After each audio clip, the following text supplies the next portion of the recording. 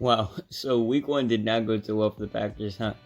I mean, a 23-7 blowout is kind of crazy. I know my team personally would never get blown out like that. But anyway, I think Aaron Rodgers' performance in week one of this season was a small glimpse of what's to come for A-Rod and the Packers, as I think we are witnessing the beginning of the end for him. I mean, every great QB falls off a cliff eventually. Just look at some of the greats like Eli Manning and how he played in 2019.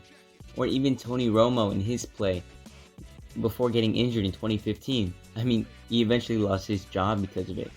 Hell, another example of QBs falling off is Eli's older brother. You may not know him, Peyton? Anyway, his skills weren't too good either towards the end of his career back in 2015. And you don't need to tell me, okay? I know that A-Rod just won back-to-back MVPs, but every QB falls off eventually. Unless you're like fucking Tom Brady or something, who can play until he's like 50 years old and just feed it to great receivers forever.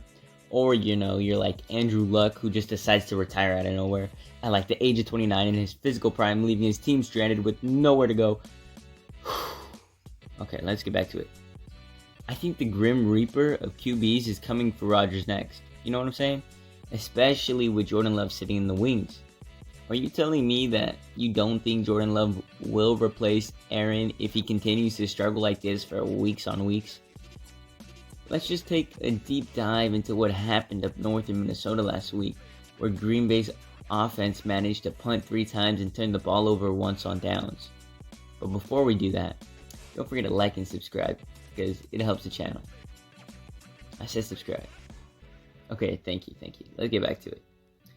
On the 5th offensive drive for the Green Bay Packers, Aaron would throw an interception, which doesn't happen often for the guy, so you know.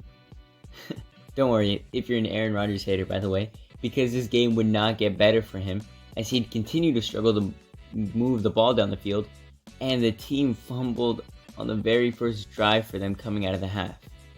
The only positive to come out of this blowout for Rodgers was the one touchdown drive he had in the third quarter that ended with a 9-yard pass to Romeo Doubs. So, I think the only way to prove to all of you that this is the beginning of the end for Aaron Rodgers' career is to predict how this Week 2 Sunday night game is going to go, which will be a Bears victory.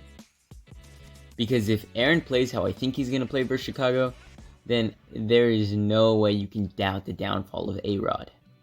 And yes, I remember how the Packers and Rodgers started last year playing terribly versus Saints, losing to New Orleans 38-3. I mean, even their defense was bad in week 1, as they allowed Jameis Winston to throw 5 TDs on their head. And I remember how that did not matter last year, as the Packers would finish 13-3 and A-Rod would win another MVP at 38.